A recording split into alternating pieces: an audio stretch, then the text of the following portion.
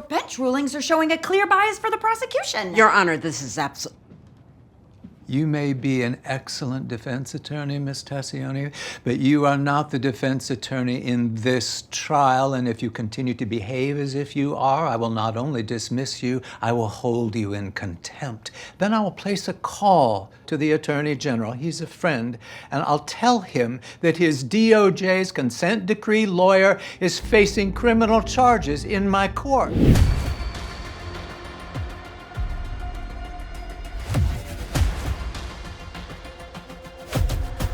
Well, we had Lionel Coleman as our director, and he was so lovely and supportive, and really worked with us to find the nuances in that scene, I would say. But we both came pretty loaded and ready to go. As a person who always gets picked for a jury in New York State, I feel the pain of any judge that's doing voir dire, because the excuses people come up with, it's just like, it's just craziness. So I felt like a good-natured kinship with the judge in those scenes, because he puts up with it every day.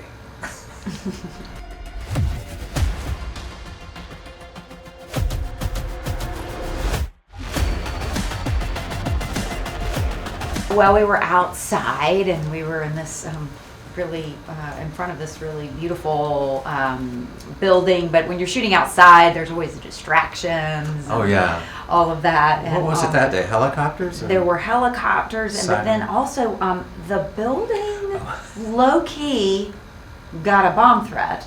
Yeah.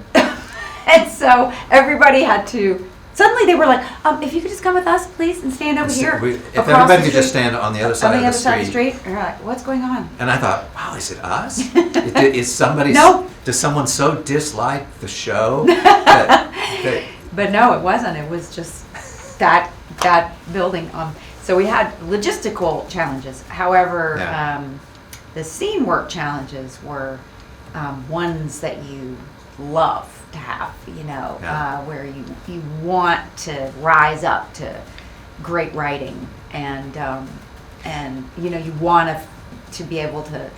We knew this scene was great on paper, and we wanted to, make sure that it came across. And if you're a judge and you want to deliver a threat to someone, you have to choose your language carefully so that the message is clear, but any transcript of the exchange leaves you innocent. Yes, and ELSBETH, being someone who's very used to being in a courtroom and knows her way around language as well, was happy to meet that language head on. Yeah, I don't think ELSBETH was fooled.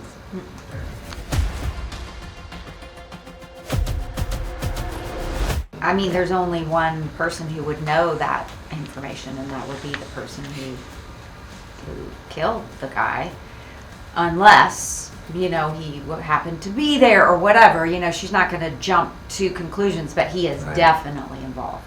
It's a very small slip, and it comes from hubris. Mm-hmm. He thinks he's on top of it, so much so that he lets his guard down for a second. He's careless, just for a second. ELSBETH is very good at getting people to let their guards down. Does he realize he slipped? No.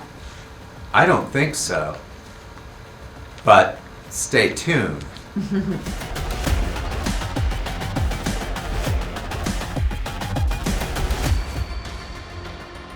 Well, one of the themes in murder fiction is that after the first murder, the next one is much easier. You see that you've gotten away with it. You're sleeping at night. Why not? Let's just make sure we're safe. Let's just tie up all the loose ends. I'm a little scared of you right now.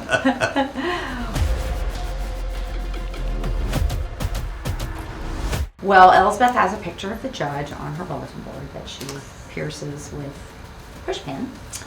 So she's tenacious. You know, she doesn't let things like this slip by. It is going to haunt her that that loose end is not getting tied up in a tidy bow. And so no matter what gets thrown her way, and the judge does try to throw something in her way, she's going to figure out a way to get around that. It's not going to be easy. He doesn't make it easy. So what is that thrown in her way?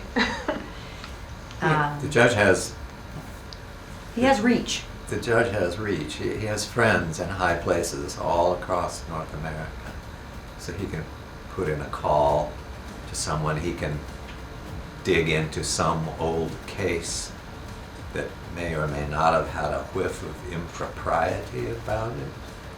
Let's take a look at that. How can it be turned to our advantage?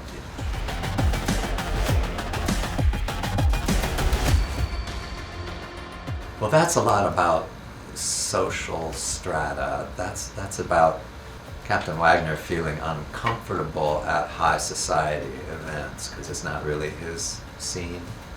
And the judge, I think, instinctively gets that. In fact, he makes some reference to who gets in and who doesn't. And it's very mean on the part of the judge. But he feels immune and entitled, and he doesn't realize that he's making another dangerous adversary in the process. So it'll come back to haunt him.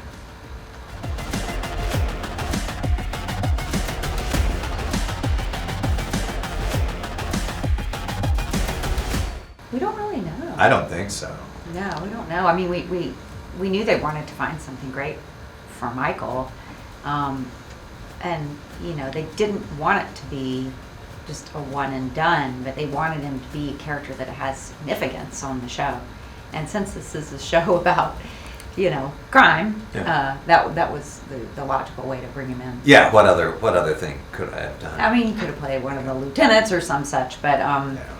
but they It's wanted it, you know, wanted it to be something that had It's an better. impact on ELSBETH and on the show in general. Better to be the villain. I mean, you play the villain so well. If you want to have fun, Yeah. be the villain.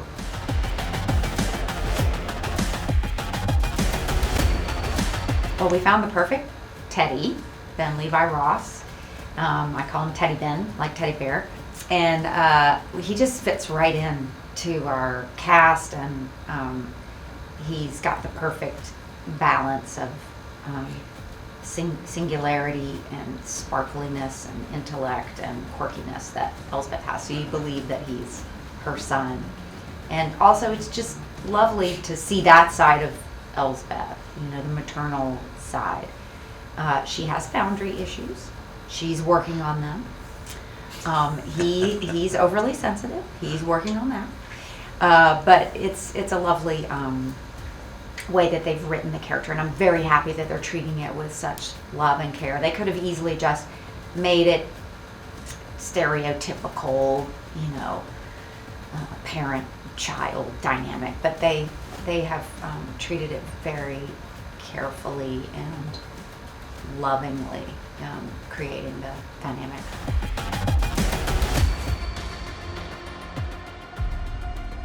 Well, I'm a person who appreciates Carrie's work, so it's kind of a treat to be on the receiving end of it. I mean, in the room, eye to eye, getting the full-on ELSBETH treatment. It's fun. It's also kind of challenging in a way. It's like a double acting job because I have to make believe that I don't know Carrie, who I woke up with that morning. I have to make believe I don't know her, and then I have to also make believe that she's ELSBETH Tassione, and I'm a murderous judge. It's a lot of work. Luckily, I know he's not a murderous person, so maybe it's a little easier for me. No, but Michael is such a great actor and is so specific with his work that I, got a thrill out of going to work and seeing what he was going to throw my way. We didn't talk about the scenes ahead of time. We didn't pre-plan anything. So I was excited to have my own work grow by having him lob, very interesting obstacles my way.